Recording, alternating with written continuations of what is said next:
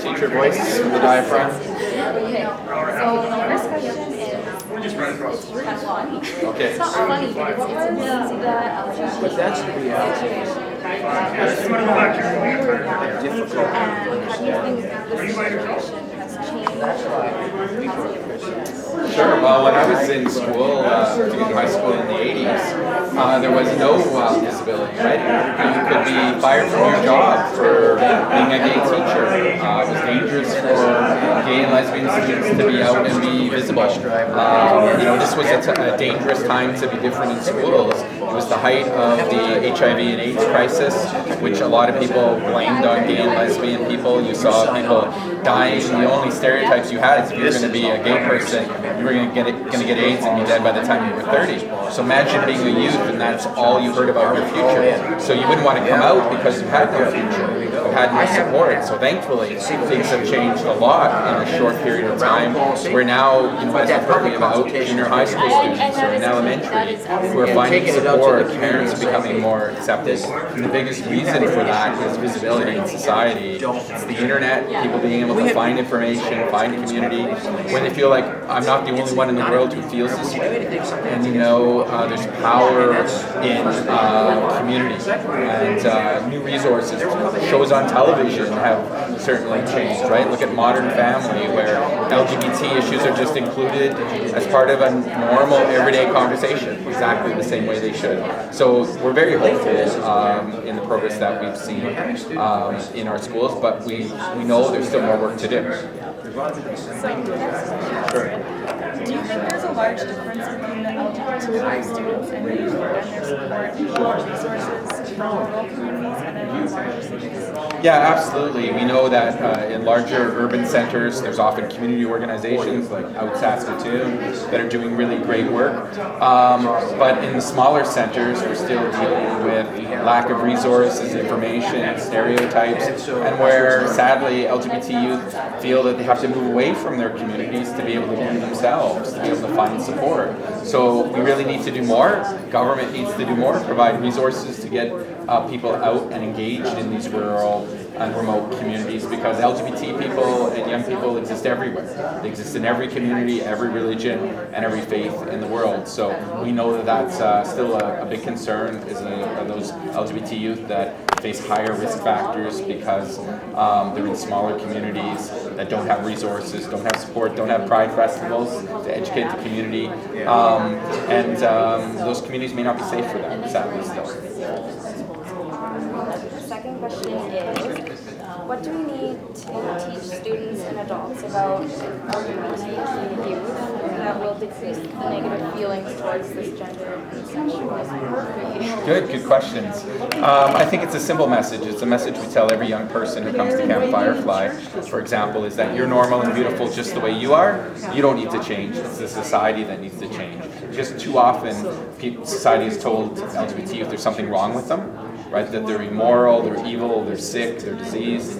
And what we need to do is move these conversations from being extraordinary to ordinary, everyday ones that we're having in our classrooms, in our schools, at our dinner tables, because that's what's going to lead to change. When we don't see this as something that happened somewhere else, but this is part of our family and part of our community, the same as any other form of difference or diversity, same as being from a different cultural background or having a different skin color or hair color, somebody who's tall or shorter, right? The fact is we should be celebrating diversity in our society because it's our greatest strength. The most resilient, diverse system in the world is nature. When a system in nature reaches sameness, it dies and collapses because it can't adjust any longer.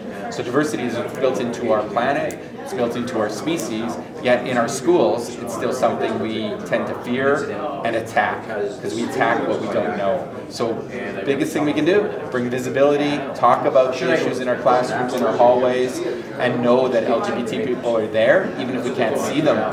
They may not be visible because it's not yet safe. They now had an opening celebration. So, would you mind explaining the NoHomoPhone.com a little bit more? Sure. And how it's helped the use of LGBT terms? Sure. Well, you can see nohomophobes.com up here on the screen. So what we did is we tracked in real time on Twitter the use of these 4 derogatory terms: faggot, no homo, so gay, and dyke. And in real time, so the tweets scrolling right now are real tweets this very second from people. You can click on their profile and you'll actually go to their Twitter site. So the idea was to simply reflect back in real time what was actually happening. This is one social media platform. So these numbers are just simply since midnight, this morning. And so it changes every day, and you can go to the tab that says last week and then all time. And the good news is when we click all time is the trend is going downwards. So I think because of society, because of visibility, people are saying, when you use that derogatory language, you're talking about my friend, you're talking about my family member, you're talking about somebody I admire or a celebrity that I respect or an athlete. Everybody did. So, putting a face to the stereotype really helps to break apart, the myths and the misunderstanding behind that. So, this was a really powerful tool to take in the classrooms. Unfortunately, a lot of school filters block this very educational tool because they find that these words are offensive.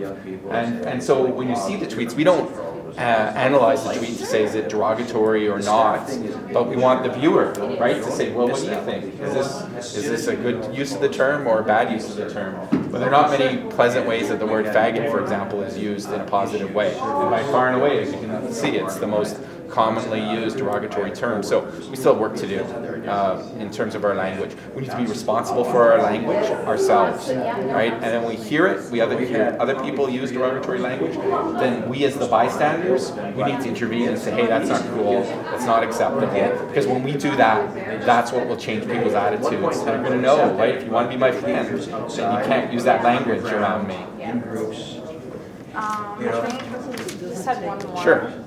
How should teachers deal with parents or legal guardians who do not support their own LGBT child? Right, that's a tough one, and that's where schools can be that one safe space and make a real difference in the lives of young people when their families don't support them. Think about other minorities. Let's say you're an Aboriginal youth and you've experienced racism at school. Chances are you can go back to your family and they're going to help to support you and say, oh, well, this is how I dealt with racism, and they're going to come around, sort of support you with love, and probably go to the school and say this isn't acceptable. But LGBT youth may not be able to go to their families for support, right? Because their families may be hostile or non-supportive. So it's really important that we have safe spaces like Gay Straight Alliances in our schools, because then that young person knows that they always have at least one trusted adult they can turn to reach out to for support. And then we can work with that young person to help them figure out, is it safe? When will it be safe? Or do they want support to be able to come out to their family? We can surround them and their family with community resources, specialists to help ensure that what we do is develop a safety plan. Right? So, but the young person is the one who's always in control of the information and is at the center of the plan and can change the plan, right? Because they've got to live in that environment and they know their environment best. Great, pleasure. Yeah. Thank you very much. Good luck.